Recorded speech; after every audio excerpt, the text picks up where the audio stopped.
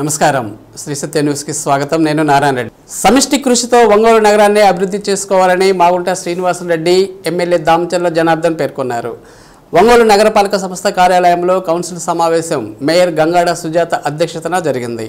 MP Magunta, MLA Damacharla, ex officio సభ్యులుగా పలువురు TDP, కూటమి, వైసీపీ కార్పొరేటర్లు హాజరయ్యారు.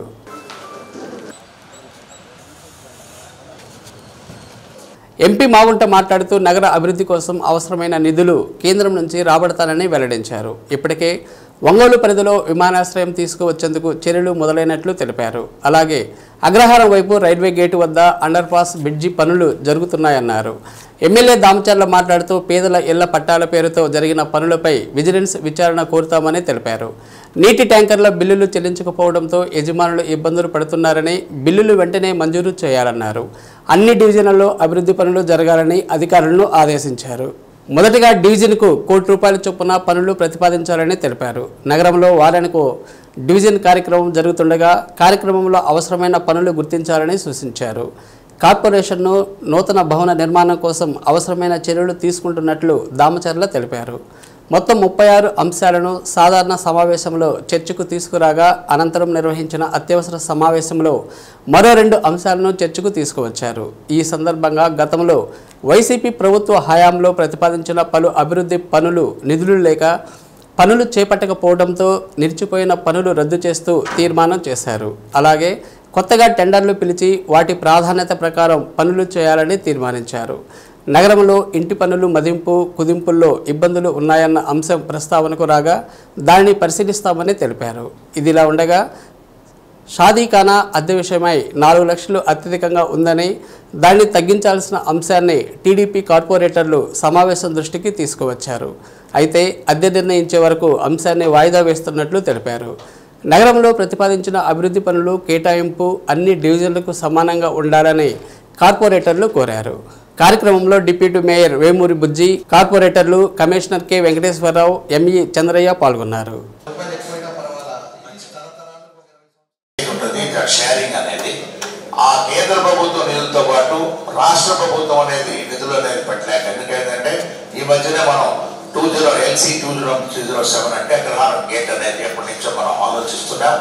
50-50 షేరింగ్ అనేది, కాస్ట్ షేరింగ్ అనేది ముందు ఉన్న నిబంధనలన్నీ కూడా తొలగించి 100% రైల్వే డిపార్ట్మెంట్ పెట్టేందుకు కూడా మనం ఆచరణలోకి తీసుకొచ్చాం. కాబట్టి ఇక్కడ రాష్ట్ర ప్రభుత్వం నిధులు అనేది లేకుంటే మున్సిపల్ కార్పొరేషన్ నిధులు అనేది కూడా ఏమి లేకుండా కూడా ఇవన్నీ ఈ ఫండింగ్ ఏజెన్సీస్ దగ్గర నుంచి ఆ అమౌంట్స్ తీసుకొచ్చే ప్రయత్నంలో కూడా మనం ఉన్నాం.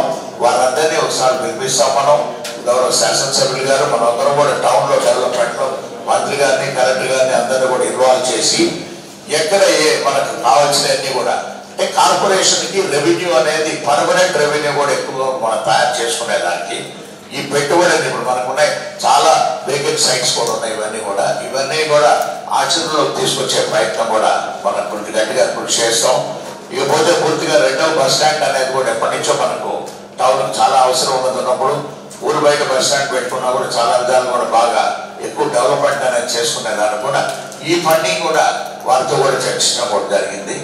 ఇక ఆడిటోరియం అనేది ముఖ్యంగా కూడా మంచి స్థలం అనేది కూడా గౌరవ శాసనసభ్యులు గారు, మీరు కూడా కమిషనర్ గారు కూడా సూచనలు ఇచ్చి మంచి ఆడిటోరియం నిర్మాణం అనేది కూడా మనకు దానికి డ్రా చేసుకున్నారు. దాన్ని మన వాళ్ళంతా ఇప్పుడు వచ్చిన వాళ్ళు కొత్త వాళ్ళు కాబట్టి మన వాళ్ళ చేత కూడా మీరు ఎంక్వైరీ చేయించండి. కొన్ని సెటిల్మెంట్ కమిటీ చేద్దాం అనుకున్నాం. ఒక సభ్యుడిని, ఒక అధికారిని అందరినీ వేసేసి దాని మీద లోతుగా వెళ్ళేసి దాని మీద జరిగిందా లేదా, జరిగితే ఇద్దాం, మనకి దాని మీద తప్పే కాదు. జరగకుండా డబ్బులు డ్రా చేస్తుంటే దాని మీద ఎంక్వైరీ కమిటీలో వాళ్ళ మీద యాక్షన్ తీసుకోవాల్సి వస్తుంది.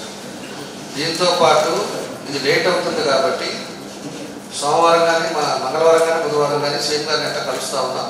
కలిసేటప్పుడు దీన్ని కూడా అంశం కూడా దీన్ని తీసుకెళ్ళి దీని మీద విజిలెన్స్ ఎంక్వైరీ చేయమని చెప్పి ఆయన కూడా అడుగుతాం.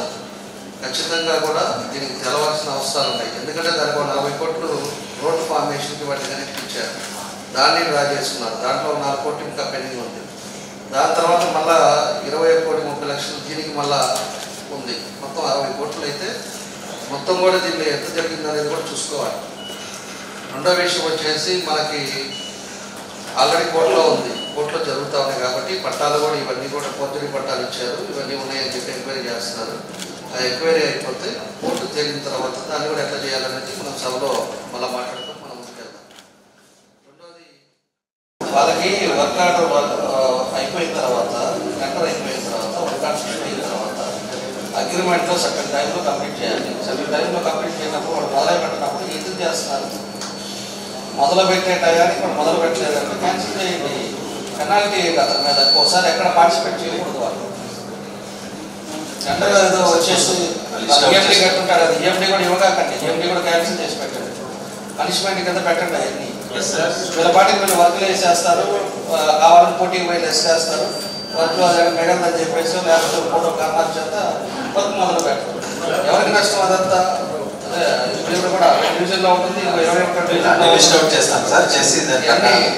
డివిజన్లో చేశారంట, కార్పొరేటర్ ఇచ్చాడు, మన వాళ్ళతో ఉంటుంది, ఇలాంటివి చాలా ఉంటాయి. సీరియస్గా ఇంకా మీద అయిపోయింది, మొత్తం వచ్చేసి 2 నెలలు అయిపోయింది, గలవాలు పడిపోయి కరెక్ట్గా ఇంప్లిమెంట్లోకి వెళ్ళిపోవాలి, సీరియస్ యాక్షన్లోకి వెళ్ళాలి. ఫస్ట్లో అంటే ఒక నెల అంటే ఆ బజార్ ఎక్కడ ఈ బజార్ ఎక్కడ కొత్త, ఇంకేం లేదు, కొత్త లేదు, ఇంకేం లేదు, మీరు సీరియస్గా పోవాలి, యాక్షన్ సీరియస్గా తీసుకోండి. అది మీరు వేయించుకుంటే మనకు కమిషనర్ గారు మనం తీసుకెళ్ళామనుకోండి, కంపల్సరీగా అంటే మీరు ఫస్ట్ ప్రయారిటీ రోడ్లకి ఇవ్వండి, డ్రైన్కి ఇవ్వండి అని చెప్పి ఇప్పుడు చెప్పాము. ఖచ్చితంగా ఆ డ్రైన్ కూడా మన కమిషనర్ గారు చూసారా డ్రైన్ని? మన తెలుగు సాంప్రదాయమైన కబడ్డీ పోటీలను నిర్వహించి ప్రోత్సహిస్తున్న ప్రకాశం జిల్లా కబడ్డీ అసోసియేషన్ అభినందనీయమని కేంద్ర మంత్రి పెమ్మసాని చంద్రశేఖర్, మాజీ ఎంపీ సినీ నటులు మురళీమోహన్ అన్నారు. సంతనూతలపాడు మండల కేంద్రంలోని జిల్లా పరిషత్ హైస్కూల్లో జరుగుతున్న రాష్ట్ర స్థాయి కబడ్డీ పోటీలను మంత్రి పెమ్మసాని చంద్రశేఖర్ ప్రారంభించారు. ముందుగా వివిధ జిల్లాల నుండి వచ్చిన క్రీడా జట్ల క్రీడా వందనాన్ని స్వీకరించారు.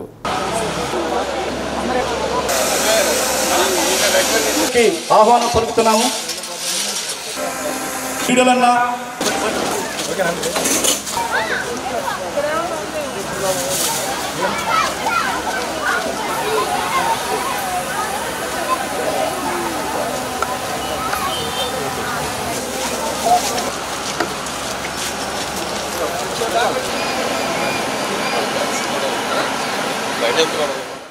క్రీడా పోటీల ప్రారంభ కార్యక్రమంలో ఒంగోలు పార్లమెంటు సభ్యులు మాగుంట శ్రీనివాసరెడ్డి, ఎస్పీ ఏఆర్ దామోదర్, సంతనూతలపాడు, కనిగిరి, గిద్దలూరు శాసనసభ్యులు బిఎన్ విజయ్ కుమార్, ఉగ్ర నరసింహారెడ్డి, ముత్తుముల అశోక్ రెడ్డి, జేసీఆర్ గోపాలకృష్ణ, డాక్టర్ సోదనగుంట రాజేంద్ర ప్రసాద్ పాల్గొన్నారు. కబడ్డీ పోటీలను సోదనగుంట రాజేంద్ర ప్రసాద్ ఫౌండేషన్ ఆర్థిక సహకారంతో రాష్ట్ర కబడ్డీ అసోసియేషన్ ఆధ్వర్యంలో నిర్వహించారు. 71వ రాష్ట్ర స్థాయి ఆటల పోటీలకు అన్ని జిల్లాల నుంచి క్రీడాకారులు పాల్గొన్నారు. కార్యక్రమంలో అంతర్జాతీయ క్రీడాకారుడు డిఎస్ అన్ను వేణుగోపాల్, సోదరగుంట కృష్ణమూర్తి, జిల్లా కబడ్డీ అసోసియేషన్ అధ్యక్షుడు Kurra Bhaskarrao, chairman N Chandramohan Reddy, vice president Sirigiri Rangarao, K Prasad, G Srinivasarao, Y Purnachandrarao, D Ramesh, రాష్ట్ర స్థాయి కబడ్డీ పోటీల కోఆర్డినేటర్స్ వై సేనయ్య, టిఎన్టీయూసీ అధ్యక్షుడు మందాడి వెంకటేశ్వరరావు, పీడీలు B Seshagirirao, Mallikarani, Ammaiah, programme organiser Sodanagunta Venubabu, Sri Venkateswara Swamy ఆలయ అభివృద్ధి committee joint secretary Amaravati Dhanasekhar పాల్గొన్నారు.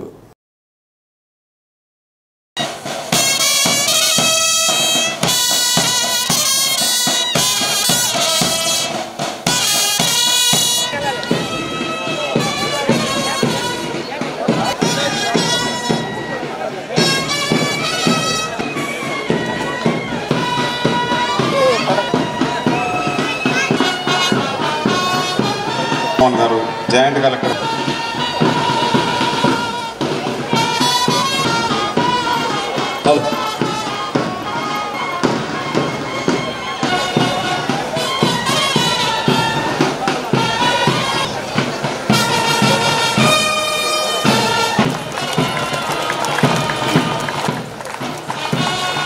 రెడీ చేసుకోండి. Shop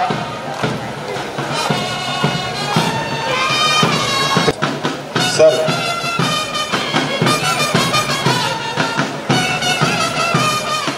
Declare 71st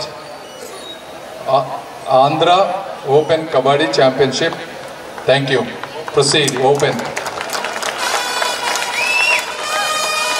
thank you sir.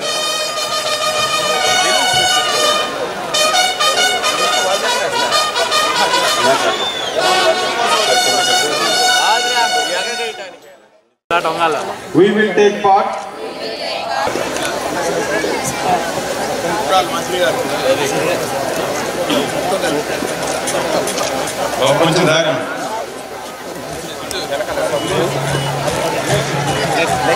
తమ్ముడు కొద్దిగా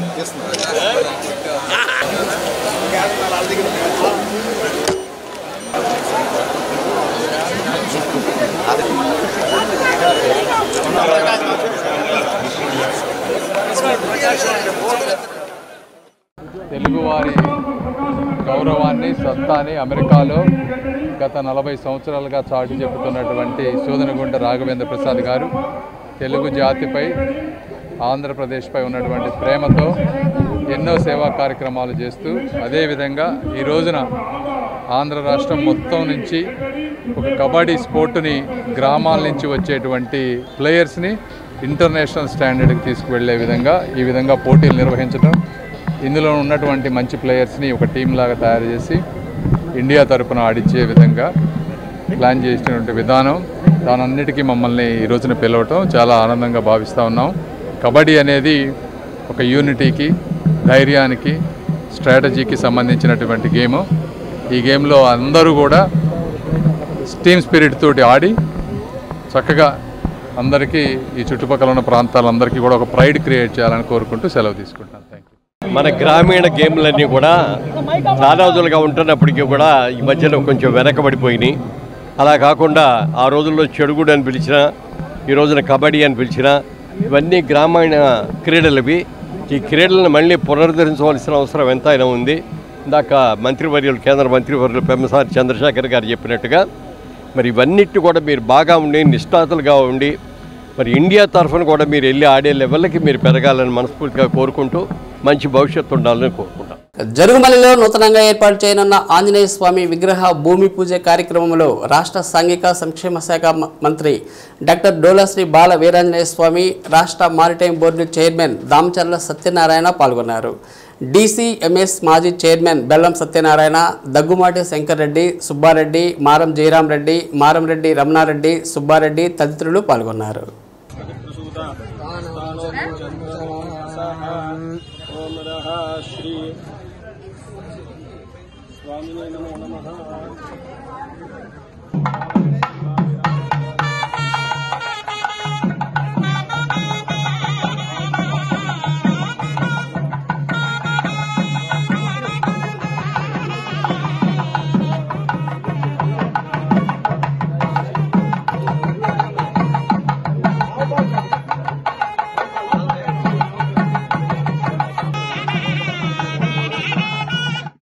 జిల్లా నీటి యాజమాన్య సంస్థ పీడీగా గతంలో పనిచేసిన కె సీనారెడ్డి కాలంలో జరిగిన అవినీతి అక్రమాలపై డిప్యూటీ కలెక్టర్ లోకేశ్వరరావు నేతృత్వంలో కమిటీ విచారణ ప్రారంభించింది. ఆయనతో పాటు త్రిసభ్య కమిటీ సభ్యులు డ్వామా కార్యాలయంలో విచారణ నిర్వహిస్తున్నారు. వైసీపీ ప్రభుత్వ కాలంలో డ్వామా పీడీగా శ్రీనారెడ్డి 2014-19 మధ్య దాదాపు 4 ఏళ్లు పనిచేశారు.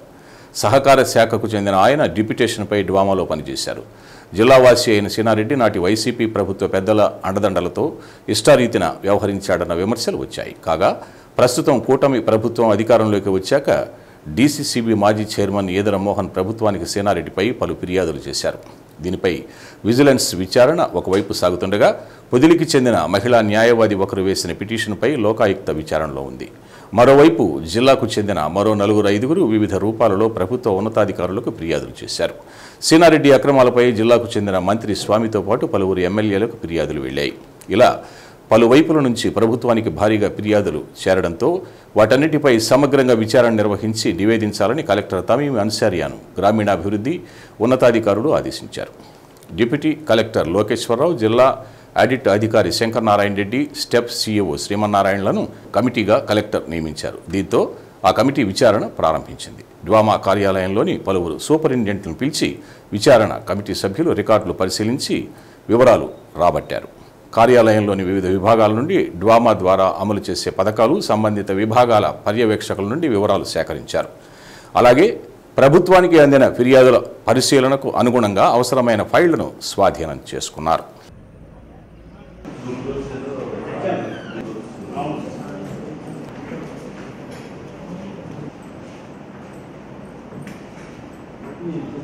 గౌరవ జిల్లా కలెక్టర్ మేడం గారి ఆదేశాల మేరకు పీడీ డ్వామాగా ఇంతకుముందు పనిచేసిన శ్రీ కె సినారెడ్డి గారి పైన విచారణకు ఆదేశించారు. 3-man కమిటీ ఒకటి అపాయింట్ చేశారు కలెక్టర్ గారు.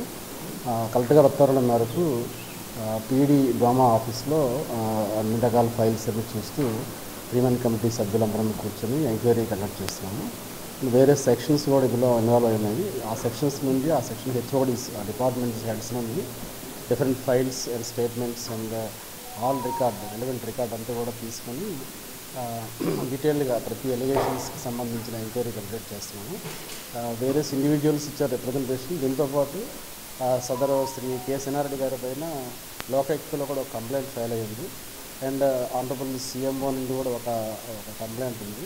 సో విజిలెన్స్ ఎంక్వైరీ, సీఎంఓలో వచ్చిన కంప్లైంట్, అలాగే various individuals complaints, Lokayukta petition and several allegations and adverse press clippings in the popular news papers, వాటిపైన కూడా ఇవన్నీ డీటెయిల్గా వెరిఫై చేస్తూ ఒక రిపోర్ట్ ఇంకా సబ్మిట్ చేయాల్సింది. Enquiry is under progress. Complete అయినాక డీటెయిల్ రిపోర్ట్. కూటమి ప్రభుత్వం ద్వారా విద్యార్థుల బంగారు భవిష్యత్ నిర్మాణానికి పునాదులు పడ్డాయని రాష్ట్ర విద్యుత్ శాఖ మంత్రి గొట్టిపాటి రవికుమార్ అన్నారు. తల్లిదండ్రులు ఉపాధ్యాయుల సమావేశంలో భాగంగా జైపంగులూరు మండలం చందలూరు గ్రామంలోని వడ్డిపల్లి శేషయ్య, అడ్డగడ భద్రయ్య ప్రభుత్వ జిల్లా పరిషత్ ఉన్నత పాఠశాలలో mega teachers and parents day ఆత్మీయ సమావేశంలో మంత్రి పాల్గొన్నారు. మంత్రి నారా లోకేష్ సారథ్యంలో ప్రభుత్వ పాఠశాలల అభివృద్ధి, పిల్లల చదువులు, వ్యక్తిత్వం వికాసం పెంపొందించడంలో మార్పు వచ్చిందన్నారు. రాష్ట్రంలో కొత్తగా 8 కేంద్రీయ విద్యాలయాలు ఏర్పాటు చేయడంపై మంత్రి హర్షం వ్యక్తం చేశారు. విద్యార్థులు, గురువులు, తల్లిదండ్రులకు పుట్టిన గ్రామానికి మంచి పేరు ప్రఖ్యాతులు తీసుకురావాలని పిలుపునిచ్చారు. విద్యతోనే సామాజిక అభివృద్ధి సాధ్యమని పేర్కొన్నారు. కార్యక్రమంలో విద్యాశాఖ అధికారులు, ఉపాధ్యాయులు, విద్యార్థులు, టీడీపీ నాయకులు పాల్గొన్నారు. పోస్ట్ అబ్బాయి చేత 2 క్లాసులు, మా పీడీ మేడం గారి చేత 2 క్లాసులు, నేను 10th class, RSR sir 10th class. నేను అనేది ఏంటంటే హెల్త్ ప్రాబ్లం ఉండి 1 or 2 days లీవ్ అయితే పర్వాలా, హెల్త్ ప్రాబ్లం సాగుతోటి మాత్రం లీవ్ పెడుతున్నారు సార్. పేరెంట్స్ కొంచెం కోఆపరేట్ చేసి పేరెంట్స్ అందరూ కూడా కంటిన్యూగా స్కూల్ కి వచ్చేటట్టు చూడాలి. 85% మినిమం అటెండెన్స్ ఉండాలి. ఇప్పుడు అన్ని చోట్ల 85-70 ఉండేది గతంలో, ఇప్పుడు అందరూ 85% చేశారు. కంపల్సరీగా 85% అటెండెన్స్ అనేది కంపల్సరీగా పెట్టించాలి. అది కూడా జాగ్రత్తగా చూడండి. ప్రతి పేరెంట్ తోటి కూడా మాట్లాడండి. పిల్లలందరూ స్కూల్కి వచ్చేటట్టు చూసుకోండి. దానివల్ల మాకు హెచ్ఎం మేడమే క్లాసెస్ తీసుకుంటున్నారు. మేడం చాలా పనులు ఉన్నా మా కోసం చాలా కష్టపడుతుంది. అది కాక మా సిలబస్ కూడా వెనక్కి పడిపోతుంది. పర్లేదు, ఏం కాదు, చెప్తే పర్లేదు. ఇప్పుడు మనం మెడికల్ క్యాంప్స్ లాంటి ఏమైనా పిల్లలకి ఐ సైట్ చూపించడం కానీ, లేకపోతే వాళ్ళ ఆరోగ్య పరీక్షలు కానీ అట్లాంటివి ఏమైనా చేపిస్తుంటామా? హెల్త్ కార్డులు కూడా ఇస్తాం. అట్లా మనం ఐ సైట్ అట్లాంటివి ఉంటాం. అట్లాంటివి వాళ్ళకి గ్లాసెస్ ఇస్తామా? ఏమన్నా ఇప్పిస్తామా? గ్లాసెస్ ఇప్పిస్తాం, క్యాంప్ పెట్టిస్తాం. Okay okay. అంటే ఏంటమ్మా మనకి ఈ స్కూల్లో మన పిల్లలు, మీ పిల్లలు ఏం చదువుతున్నారు? పొంగులూరు వెళ్తా ఇక్కడ దింపుతున్నారు. పొంగులూరు నుంచి ఇక్కడికి, ఇక్కడ సెంటర్ నుంచి ఇక్కడ రావాలి. ఏదైనా హెల్త్ బాగున్నా లేకపోయినా అక్కడ నుంచి అక్కడికి నడవాలని చెప్పేసి ఎక్కువ సెలవులు పడుతుంది సార్. పిల్లలకు చాలా ఇబ్బందిగా ఉంది. మాకు ఏదైనా కొంచెం అది హెల్ప్ చేయండి. బస్ ఫెసిలిటీ కాదు, ఏదైనా సైకిల్ ఫెసిలిటీ కానీ ఏదైనా అరేంజ్ చేయాలి. అక్కడ నుంచి సైకిల్స్ ఏదైనా పెట్టుకొని అక్కడ ఏదైనా అట్లా 8th class 9th class 10th class పిల్లలందరూ. ప్రజలపై భారాలు మోపే అదానీ విద్యుత్ సెకీ ఒప్పందాన్ని ముఖ్యమంత్రి చంద్రబాబు నాయుడు వెంటనే రద్దు చేయాలని సిపిఐ రాష్ట్ర సహాయ కార్యదర్శి జేవివి సత్యనారాయణ డిమాండ్ చేశారు. ఒంగోలులోని మల్లయ్య లింగం భవనంలో సిపిఐ జిల్లా సమితి, వామపక్ష పార్టీల ఆధ్వర్యంలో పెంచిన విద్యుత్ ఛార్జీలు ఉపసంహరించుకోవాలని, సర్దుబాటు ఛార్జీల భారాలను ప్రజలపై మోపకుండా రాష్ట్ర ప్రభుత్వమే భరించాలని డిమాండ్ చేస్తూ రౌండ్ టేబుల్ సమావేశం నిర్వహించారు.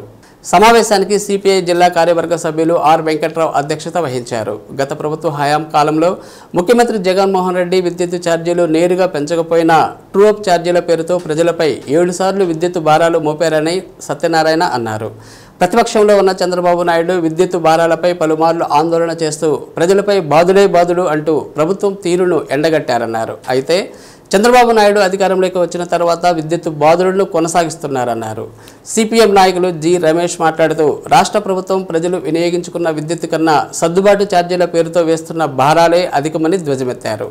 కార్యక్రమంలో కాంగ్రెస్ పార్టీ జిల్లా అధ్యక్షులు ఎస్కే సైదా, సిపిఐ ఎంఎల్ నాయకులు ఎస్ లలిత కుమారి, సిపిఐ జిల్లా కార్యదర్శి ఎంఎల్ నారాయణ, ఓపీడీఆర్ రాష్ట్ర అధ్యక్షులు చావలి సుధాకర్ రావు, ఏపీ రైతు సంఘం జిల్లా ప్రధాన కార్యదర్శి కె వీరారెడ్డి, ఏపీ రైతు సంఘం జిల్లా అధ్యక్షులు వడ్డే హనుమారెడ్డి, వెంకటేష్, సిపిఐ ఒంగోలు నగర సహాయ కార్యదర్శి శ్రీరామ శ్రీనివాస్ తదితరులు పాల్గొన్నారు.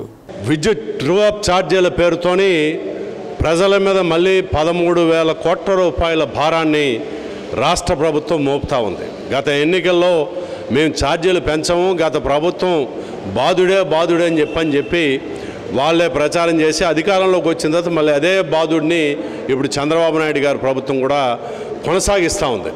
అదేవిధంగా ఈరోజునే అదానీ తను ఏ పద్ధతిలో కుంభకోణాలకు పాల్పడ్డాడు, ఎవరెవరికి లంచాలు ఇచ్చాడన్నది బయటపడిన తర్వాత అమెరికా కోర్టులో కేసు వేసిన తర్వాత ఈరోజు ఆ కేసును కూడా వీళ్ళకి అనుకూలంగా మలుచుకొని ప్రతిపక్షం మీద దాడి చేయడానికి రాష్ట్ర ప్రభుత్వం ప్రయత్నం చేస్తుంది తప్ప అదానీతో చేసిన తప్పుడు ఒప్పందం దాదాపు 35,000 కోట్ల రూపాయలు ప్రత్యక్షంగా పరోక్షంగా 1,00,000 కోట్ల పైబడి ఈ రాష్ట్ర ప్రజల మీద పడేటటువంటి భారాన్ని నివారించేటటువంటి పద్ధతిలో ఒప్పందాన్ని రద్దు చేయడానికి ఎందుకు చంద్రబాబు నాయుడు గారు వెనుకాడుతున్నారని చెప్పని మేము ఈరోజు ప్రశ్నిస్తూ ఉన్నాం.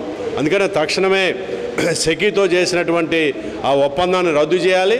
అదే సందర్భంలో లంచం ఇచ్చేవాడు లంచం పుచ్చుకున్నాడు ఇద్దరు నేరానికి పాల్పడినటువంటి వాళ్ళే కాబట్టి ఇద్దరి మీద అటు అదానీ మీద ఇటు జగన్మోహన్ రెడ్డి మీద ఇద్దరి మీద కేసులు నమోదు చేయాలని చెప్పని మేము డిమాండ్ చేస్తున్నాం. ఈ నేపథ్యంలోని ఈరోజు ప్రకాశం జిల్లాలో ఒంగోలులో అన్ని వామపక్ష పార్టీలు కాంగ్రెస్ పార్టీతో కలిపి విద్యుత్ ఛార్జీల భారాన్ని తగ్గించాలి, వేసిన ట్రూ-అప్ ఛార్జీలు రద్దు చేయాలనే డిమాండ్తోని తక్షణమే తప్పుడు ఒప్పందాలన్నింటినీ రద్దు చేయాలనే దాంతో ఈ రౌండ్ టేబుల్ సమావేశం నిర్వహించడం అన్నది జరుగుతుంది. నెల నెల ఆర్టీసీ ఆదాయం పెంచే ఉద్యోగులకు ఉత్తమ ఉద్యోగుల అభినందన సభ ఒంగోలు ఆర్టీసీ గ్యారేజ్లో నిర్వహించారు.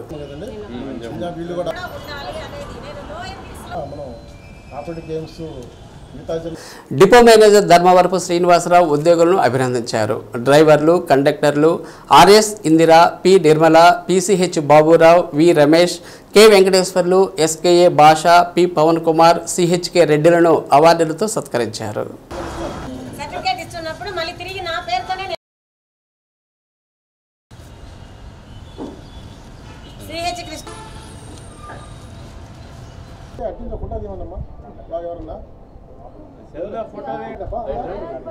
ప్రతి నెల కూడా ఒంగోలు డిపో నందు అత్యుత్తమ ప్రదర్శన కనపరిచిన ఉద్యోగులందరినీ కూడా ప్రతి నెల అవార్డు మరియు క్యాష్ ప్రైజ్ ద్వారా సత్కరించడం జరుగుతోంది.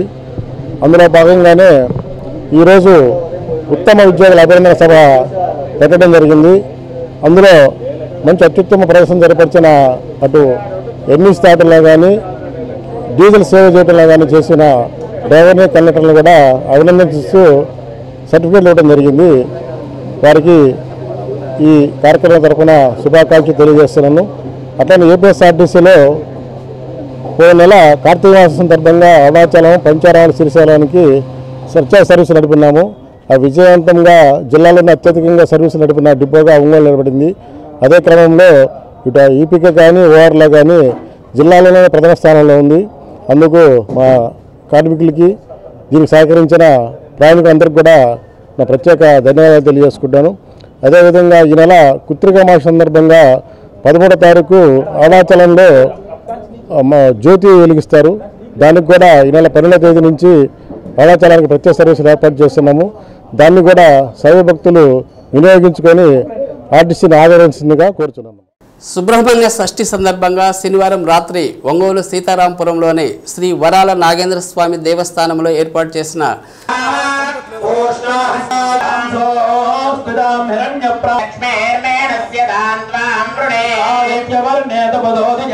వల్లి దేవసేన సమేత శ్రీ సుబ్రహ్మణ్యేశ్వర స్వామి కళ్యాణోత్సవం అత్యంత వైభవంగా జరిగింది. ఈ సందర్భంగా స్వామివార్ల ఉత్సవ విగ్రహాలకు వివిధ రకాల పుష్పాలతో అలంకరణ చేశారు. అనంతరం కళ్యాణ క్రతువులను శాస్త్రోక్తంగా నిర్వహించారు. భక్తులు పెద్ద సంఖ్యలో పాల్గొని తీర్థ ప్రసాదాలను స్వీకరించారు. దేవస్థాన అధ్యక్షులు ముదివర్తి రామారావు, వంశపారంపర్య ధర్మకర్త పెల్లూరి ప్రసాద్, వంకాయలపాటి సాయికృష్ణ పాల్గొన్నారు. అప్పుడు స్వామి బాణంతో నీకు శాప విమోచన పిల్లవాడు అడుగుతాడు, నాన్న కవచ పర్వతం ఏమిటి అని. అగస్త్యుడు క్రౌంచుడనే ఒక నీ యొక్క శరీరం రక్కలవుతుందో అప్పుడు నీకు శాప విముక్తి అన్నాడు. వారిని సేవిస్తే సమస్తమైన రోగ బాధలు తొలగిపోతాయి. మనకు తిరుచెందూరు లింగ ప్రయాదంలో చెప్పారు. అదిగో స్త్రీనాం జన్మజన్మని సువాసిని యోగ్యదా సిద్ధ్యర్థం.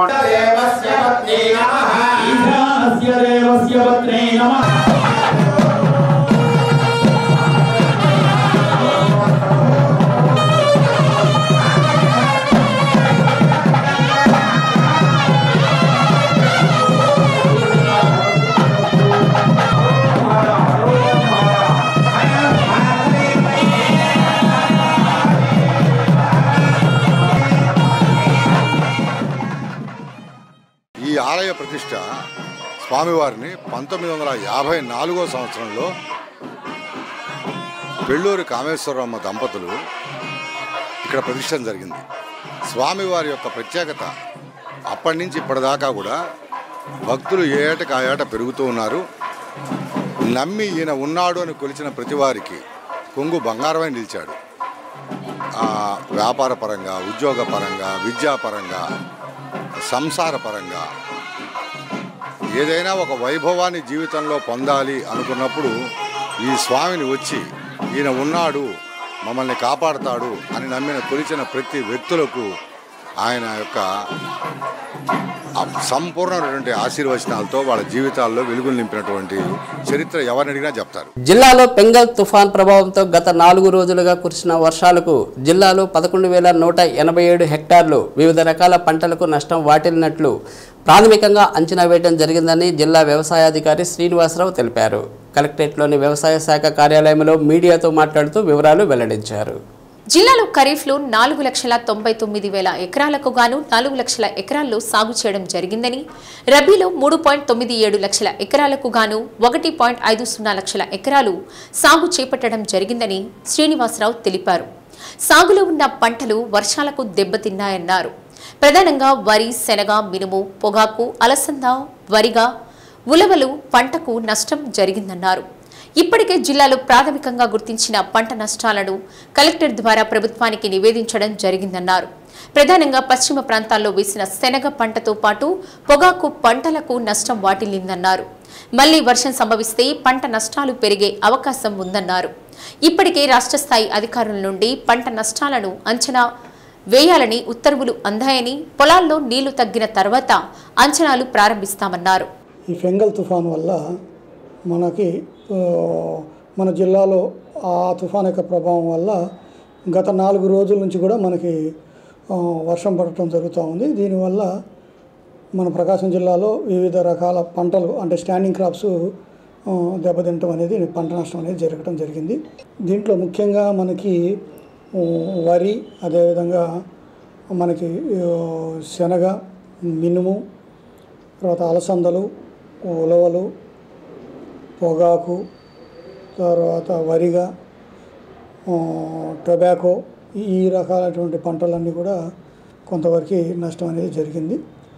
ముఖ్యంగా అంటే మొత్తం కలిపి కూడా మనకి 11,000 హెక్టేర్లలో ఇప్పుడు దాకా ప్రాథమిక అంచనా వేయటం జరిగింది.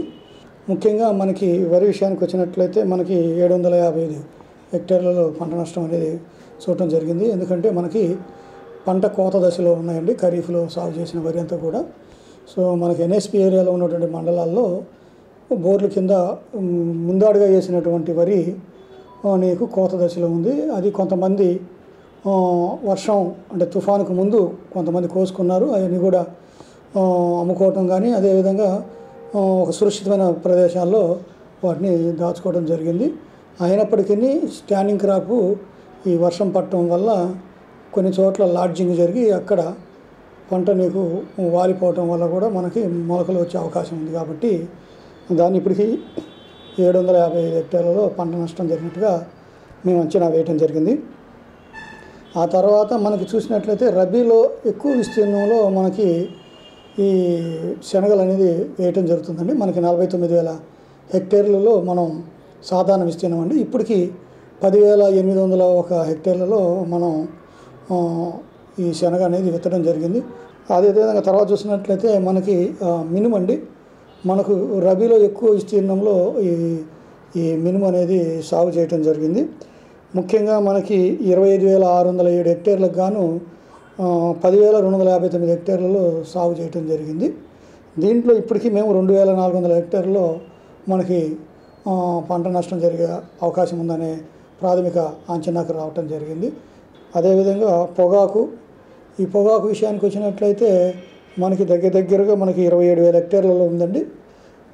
19,129 హెక్టేర్లలో సాగు చేయటం జరిగింది.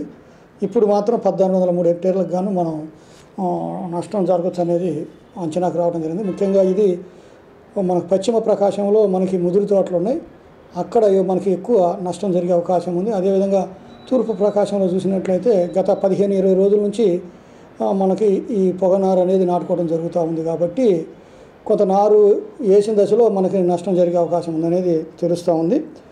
సో ఈ విధంగా మనం మొత్తం 11,187 హెక్టేర్లలో పంట నష్టం జరిగినట్టుగా మనం ప్రాథమిక అంచనాలతో మనం కలెక్టర్ గారి ద్వారా మనం తల్లిని ముంచేసిన కుమారుడు పొలం కోసం జుబిగుంట సచివాలయం ముందు నిరసనకు దిగిన బాధితురాలు రాగమ్మ. రెవెన్యూ అధికారులు పోలీసులు ముంచేశారు. న్యాయం జరిగే వరకు సచివాలయం ముందే నిరసన చేస్తారని బాధితురాలు పాలపు రాగమ్మ ఆవేదన వ్యక్తం చేశారు. మర్రిపూడి మండలం జుబిగుంట సచివాలయం ముందు కన్న కొడుకే మోసం చేశాడని తల్లి నిరసనకు దిగిన ఘటన జుబిగుంట సచివాలయం ముందు చోటు చేసుకుంది. బాధితురాలు పాలపు రాగమ్మ మాట్లాడుతూ పేరుకు 3 కొడుకులు ఉన్న తల్లి యోగక్షేమాలు చూడకుండా పొలం కోసం తల్లిని వదిలివేసిన దారుణ పరిస్థితి జుబిగుంటలో చోటు చేసుకుంది. 3 కుమారులకు పొలాన్ని సమానంగా పంపకాలు చేశాను. చివరి రోజుల్లో ఎవరి మీద ఆధారపడకుండా జీవనం కోసం సర్వే నెంబర్ 118/2C3లో 43 సెంట్లు ఉంచుకున్నాను. మరో కుమారుడు చివరి రోజుల్లో ఏమీ పని చేయలేక తలదాచుకుంటే రెండో కుమారుడు రమణయ్య రెవెన్యూ అధికారులకు లంచాలు ఇచ్చి మాయం చేసి 43 సెంట్లు అక్రమంగా రిజిస్ట్రేషన్ చేయించుకొని మనవడి పేరు మీదకు బదిలీ చేయడం ఏంటి అని ప్రశ్నించారు. పొలం తీసుకొని కనీసం ఒక పూట భోజనం పెట్టడానికి కూడా కుమారుడు నా వైపు చూడటం లేదని బాధితురాలు వాపోయింది. పోలీసులు రెవెన్యూ అధికారులు న్యాయం చేయకపోవడంతో చేసేది ఏమీ లేక జుబిగుంట సచివాలయం ముందు నిరసన చేపట్టానన్నారు. న్యాయం జరిగే వరకు ఎన్ని రోజులైనా సచివాలయం ముందే దీక్ష చేస్తాను తప్ప ఇంటికి వెళ్లే పరిస్థితి లేదని తేల్చి చెప్పారు. ముసలితనంలో సచివాలయం ముందు వృద్ధ మహిళ పొలం కోసం ఆందోళన చేయటం జిల్లాలో సంచలనం సృష్టించింది. లంచాలు తీసుకొని మహిళ పొలం దోచుకున్న కుమారులపై చర్యలు తీసుకొని బాధితురాలు మహిళలకు న్యాయం చేయాలని పలువురు గ్రామస్తులు డిమాండ్ చేస్తున్నారు. ఇకనైనా జిల్లా ఉన్నతాధికారులు స్పందించి వృద్ధ మహిళకు న్యాయం చేయాలని పలువురు డిమాండ్ చేస్తున్నారు. మామగారు 43 సెంట్లు తోట రాసిచ్చిండు. తోట రాసిస్తే 4 ఏళ్ళు 5 ఏళ్ళు అయింది. చిన్న కొడుకును మా కోళ్ళ పోయి మా కొడుకు చెబితేనేలే పడగొట్టి వచ్చినారు ముందర బాసుకొని నుంచి. అది దొంగతనంగా నా ఎరుక లేకుండా రాపించుకొని రిజిస్టర్ చేయించుకొని పెద్ద కొడుకు పేరు మీద పెద్ద కొడుకు పేరు మీద ఉంది. మరి నాకు అన్నం వాడు నిలబడి ఉంటేను ఎందుకు పదారా నేను అడకొచ్చి పెడతాను అని చెప్పి తీసుకొని వచ్చిండు. రామయ్యను తిరుపతినాయుడు మనముడు, తిరుపతినాయుడు అనేవాడు మనముడు. ఇప్పుడు రమణయ్య కొడుకు చేసిండు అబ్బా. మరి నాకైతే ఏంటి నుంచి బయటకు నేర్చది రెండో కాళ్ళు బయటకు నెడితే నేను నిలబడి ఉంటే ఇటు వచ్చి తీసుకొని వచ్చిండు. ఆడు ఉందురా అని ఏం చేయాలయ్యా? మేము రాగమ్మ వెంకటేశ్వరకు 3 కుమారులం, నేను 3వ వాడిని. మాకు పంచుకునేటప్పుడు ఆయనంతా మా నాన్న చచ్చిపోయినాకనే అంతా తారుమారు చేసేసాడు. అయినా మేము దాని గురించి బాధపడలేదు. గ్వాలియర్లో ఉండే ఆయన నేను కమాండింగ్గా ఉన్నాం. ఆయన తర్వాత 1981లో గ్వాలియర్ పోయాడు. లక్ష్మణ నరసయ్య అని పేరు. ఈయన రమణయ్య. ఈయనకి మాకు ఎలాంటి సంబంధం లేదు. మేము భాగాలు తీసుకోగా ఆమెకి 43 సెంట్లు కేటాయించాము. ఆ 43 సెంట్లు గతంలో నేను డబ్బులు ఇచ్చినాను అది ఇది అని చెప్పి ఒకసారి ఫినిషింగ్ గుద్దిచ్చాడు. అది పిఎస్లో మనం రిపోర్ట్ ఇచ్చున్నాము. పి సుబ్బారావు గారు ఆయన ఇప్పుడు సిఐ ఉన్నాడు, మార్కాపురంలో చేస్తున్నారు. పైపెచ్చు ఇదే పరిస్థితి. ఇంకా దాని గురించి నేను నెలకొని ఉన్నా. దానికి ఎందుకున్నానంటే ఆమెది నేను చేపించుకొని చేత కాకనో లేకపోతే కాదు, రేపు పొద్దున మా భార్య దక్కపోతే నీ బోటోళ్ళు అంటారని ఏమయ్యా నువ్వు చాకలు నీ పిల్లల చేత ముద్ద పెట్టిలో నువ్వు ముందు ఎందుకు రాపించుకున్నావు అంటారని నేను ఆమె పేరు మీదనే ఉంచాను. ఈ రకంగా వాళ్ళు వైఎస్ఆర్ గవర్నమెంట్లో వాళ్ళ ఆయన ఎట్టెక్కించుకున్నాడు దొంగది ఈమె అగ్రిమెంట్ వాళ్ళు రాపిచ్చి పీకే రిజిస్ట్రేషన్ చేయించుకొని వాళ్ళ కొడుకు చేశాడు. అంతకు తప్పితే ఇంకేం లేదు. దాంట్లో 86 సెంట్లు 118(2)C3 86 సెంట్లలో 43 సెంట్లు మా బాబాయిది, 43 సెంట్లు ఈమె కింద ఉంది. ఆల్రెడీ ఈమె దానికి ల్యాండ్లో మేమేమున్నాం ఆల్రెడీ. ఈ రోజు కూడా మీరు ఎంక్వైరీలు కూడా అదే తేలింది. 43 సెంట్లు ఒక తల్లికి జరిగిద్ది. సంవత్సరానికి ఎంత ఖర్చు అయింది? దొంగతనంగా రిజిస్ట్రేషన్ చేయించుకో ఎస్సీలు అన్నీ కూడా అవన్నీ వాళ్ళ కాడ కరెక్ట్గా ఉన్నాయి. మనం ఒక గౌరవమైన కుటుంబంలో పుట్టి అట్టాడు పనులు ఎందుకు చేయాల్సి వచ్చింది? మా భూమి పాలి బ్రహ్మణయ్య కొడుకుకి తిరుపతినాడికి తీసుకున్నాడు. పొలం పెదకోట ఎక్కించుకొని జోల నరసింహరావు ఉన్నప్పుడు ఎక్కించాడు.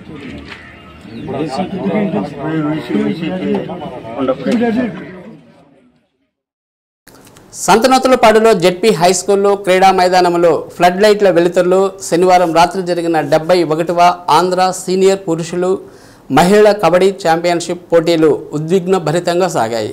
క్రీడాకారులు గెలుపు కోసం హోరాహోరీగా తలపడ్డారు. క్రీడా పోటీలు సాగినంతసేపు క్రీడాకారులను అరుపు కేకలతో ఏరళవేస్తూ ఉత్సాహపరిచారు.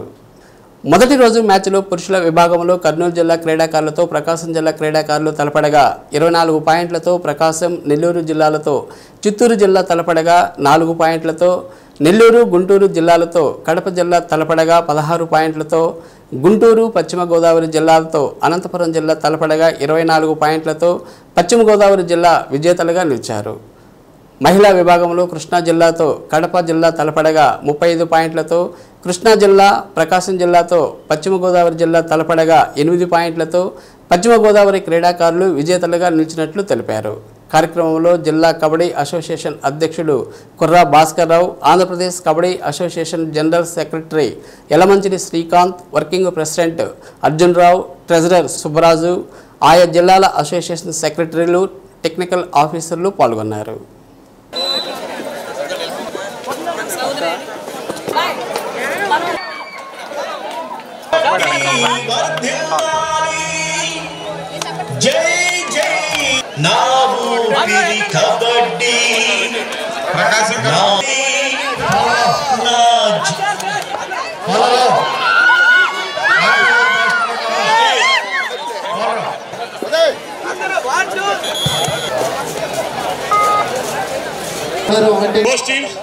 మీరు ఆదర్శంగా ఉన్నారు అందరికీ.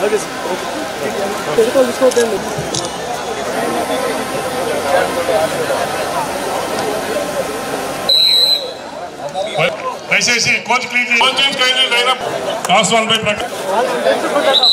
First 7 please. ప్రకాశం కర్నూలు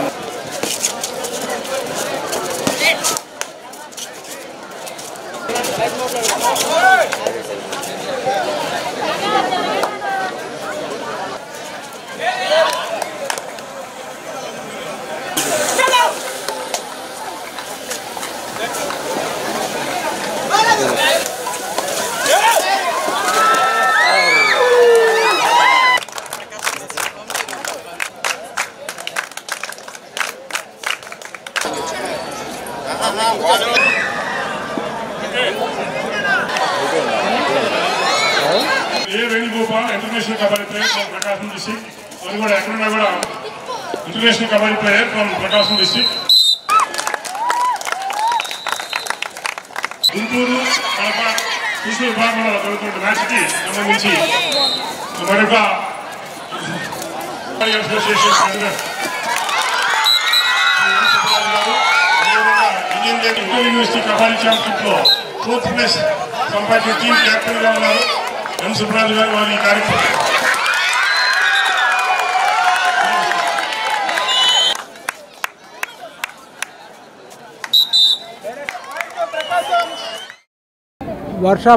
వర్షం వల్ల ఆల్మోస్ట్ 2 days పోస్ట్పోన్ అయింది. రెండోసారి కూడా క్యాన్సిల్ అవ్వబోతున్న గేమ్స్ని ముందుకు ధైర్యంగా ముందరికెళ్తే వరుణ్ దేవుడు కూడా కలుగులిచ్చాడు. థ్యాంక్స్ వరుణ్ దేవ. ప్రకృతి దేవుళ్ళందరికీ నమస్కారం. Thank you.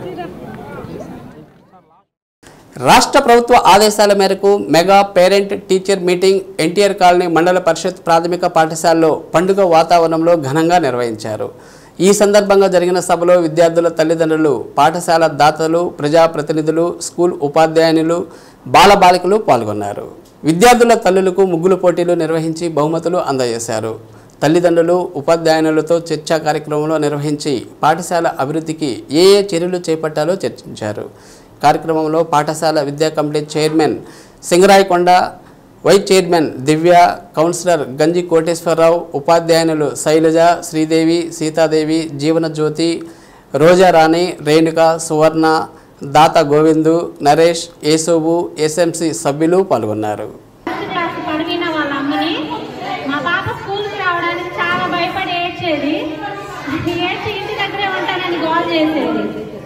కానీ టీచర్స్ చాలా ఓర్పుగా వాళ్ళని స్కూల్కి అలవాటు చేశారు. ఇప్పుడు నేను ఇంటి దగ్గర ఉండమన్నా కానీ మా పాప ఉండట్లేదు. నేను వెళ్తాను స్కూల్కి, వెళ్తానని మొండికేసి వస్తుంది. ఇంటి దగ్గర ఒక పిల్లలు సంపాదించుకోవడానికే చాలా కష్టపడతాం మనము. కానీ ఇంతమంది పిల్లలు గోల్ చేస్తున్నా, ఏం చేస్తున్నా చాలా ఓపికగా, కోపం తెచ్చుకోకుండా, కొట్టకుండా చాలా మంచిగా చూసుకుంటున్నారు. గేట్ వేస్తారు, పిల్లల్ని బయటికి గేట్కి రానివ్వరు, బాగా చూసుకుంటున్నారండి. నాకైతే నచ్చింది టీచర్స్ పద్ధతి. శ్రీ సత్య న్యూస్లో నేటి మాట. నిజం ఎంత కఠినంగా ఉన్నా నిజమైన బంధాలు విడిపోవు. అబద్ధం అందంగా ఉన్నా అది బయటపడిన రోజు ఎలాంటి బంధమైనా నిలబడదు. శ్రీ సత్య న్యూస్ ఇంతటితో సమాప్తం. తిరిగి మరో బులెటిన్లో మళ్ళీ కలుద్దాం. నమస్కారం.